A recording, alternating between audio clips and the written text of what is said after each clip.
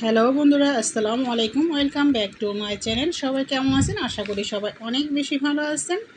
আমি আলহামদুলিল্লাহ আপনাদের দোয়ায় আল্লাহর অশেষ রহমতে মোটামুটি ভালো আছি।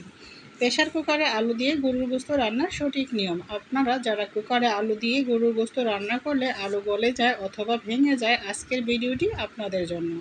একদম সহজভাবে আমি আজকে গরুর গোস্ত আলু দিয়ে ঝোল রান্না করব, পাতলা ঝোল রান্না করব। বন্ধুরা, আশা করি আমার আজকের এই ভিডিওটি আপনাদের কাছে ভালো লাগবে। চলুন তাহলে কথা না বাড়িয়ে দেখে আসি আমি কিভাবে গরুর গোস্তটা আলু দিয়ে রান্না করি কুকারে। প্রথমে আমি 2 কেজি গরুর গোস্তকে ভালো করে ধুয়ে নিয়েছি। 1 কাপ পেঁয়াজ কুচি দিয়ে দিলাম, দিয়ে দিব 5 টেবিল চামচ আদা রসুন মিক্স। আর আপনারা যদি একটু গোস্তর ঝোলটা ঘন খেতে চান তাহলে কিন্তু পেঁয়াজটা একটু বাড়িয়ে দিবেন। আমি পেঁয়াজটা একটু কমিয়ে দিয়েছি। দিয়ে দিব গরম মশলার গুঁড়া। আমি কিন্তু আস্ত এলাচ, দারচিনি ও তেজপাতা ব্যবহার করব না। ফাঁকি যেটা পাওয়া যায়, গুঁড়া পাওয়া যায় প্যাকেটে, সেটা কিন্তু ব্যবহার করলাম। দিয়ে দিলাম স্বাদ মতো লবণ, হলুদের গুঁড়া, মরিচের গুঁড়া। আমি আমার পরিমাণ মতো সব মশলা দিয়ে দিব। আর গরু গোস্তের মধ্যে কিন্তু একটু ঝাল না হলে ভালো লাগে না। 5 টেবিল চামচ আমি মরিচের গুঁড়া দিয়ে দিব। গরু মাংস বলতে কিন্তু ঝাল।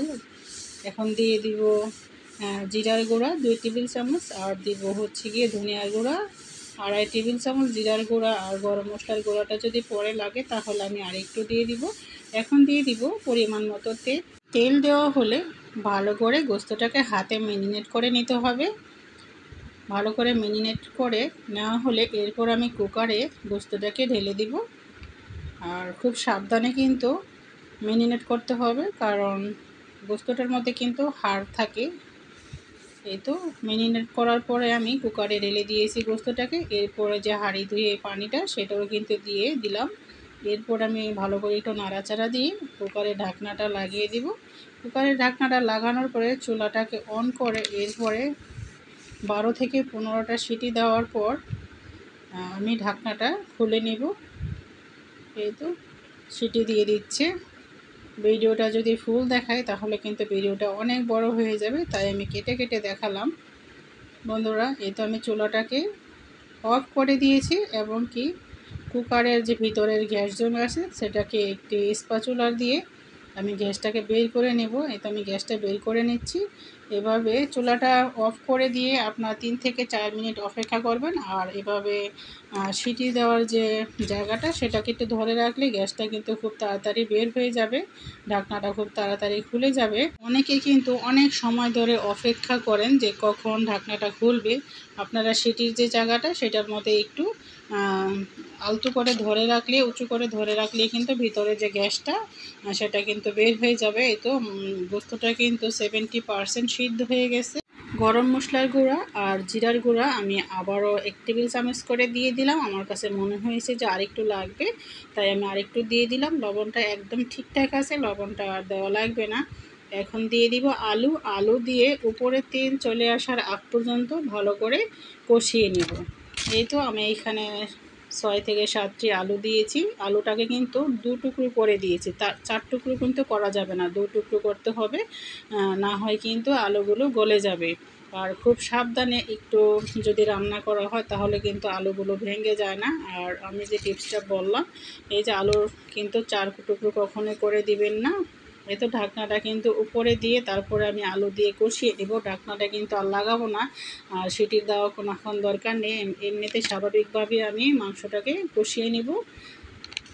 এই তো মাংসটা কিন্তু তেল উপরে চলে আসছে। অন্যদিকে আমি অন্য চুলায় ফুটন্ত গরম পানি রেখে দিয়েছি। এখন ফুটন্ত গরম পানি দিয়ে দিব। আলু দিয়ে কিন্তু গোস্তটা কষানো হয়ে গেছে। এখন দিয়ে দিলাম পরিমাণ মতো ঝোল। একটু ঝুলঝুল করেই রান্না করব আলু দিয়ে গরুর গোস্তটাকে। এই তো একটু নাড়াচাড়া দিয়ে ঢাকনাটা লাগিয়ে দিব। ঢাকনা লাগানোর পরে 15টা অথবা 16টা সিটি দিলেই কিন্তু নামিয়ে নিব। সিটিগুলো দেওয়া আমি দেখালাম না, কারণ এটা দেখাতে গেলে ভিডিওটা কিন্তু অনেক বড় হয়ে যায়। আমি কিন্তু বলে দিলাম 15-16টা সিটি দিলে কিন্তু চুলাটাকে অফ করে দিবেন। অফ করে দিয়ে কিছুক্ষণ অপেক্ষা করবেন ঢাকনাটা খুলে যাওয়ার আগ পর্যন্ত। ওই যে ঢাকনাটার উপরে একটি কাঠি দিয়ে গ্যাসটা বের করে নেবেন, তাহলে অল্প সময় কিন্তু ঢাকনাটা খুলে যাবে। এতে উপরে ঢাকনাটা দিয়ে আমি আরও কিছুক্ষণ রান্না করে নিয়েছি। বন্ধুরা, আপনারা যারা ভিডিওটি দেখতে দেখতে মানে এত দূর চলে এসেছেন, সবাই একটু লাইক করে দিবেন। অনেকে কিন্তু লাইক করতে ভুলে যান, প্লিজ মনে করে একটু লাইক দিয়ে দিবেন আর কমেন্টস করে জানাবেন আমার আলু দিয়ে গরুর গোস্ত রান্নাটা কেমন হলো। আর এই কুকারের মধ্যে কিন্তু 5 কেজি গরুর গোস্ত রান্না করা যায়, 2 কেজি গরুর গোস্ত কিন্তু দেখাই যাচ্ছে না, একদমই নিচে নিচে পড়ে আসছে গোস্তটা। এই তো আমার গরুর গোস্ত রান্নার ফাইনাল লুক। বন্ধুরা সবাই জানাবেন আমার গরুর গোস্ত রান্নাটা কেমন হলো। প্লিজ সবাই লাইক কমেন্ট শেয়ার ও সাবস্ক্রাইব করে পাশে থাকবেন। অলরেডি সাবস্ক্রাইব করে যারা আমার পাশে আছেন সবাইকে অনেক অনেক ধন্যবাদ। এখনও যারা সাবস্ক্রাইব করেনি, ভিডিওটি দেখে ভালো লাগলে সাবস্ক্রাইব করে পাশে থাকবেন।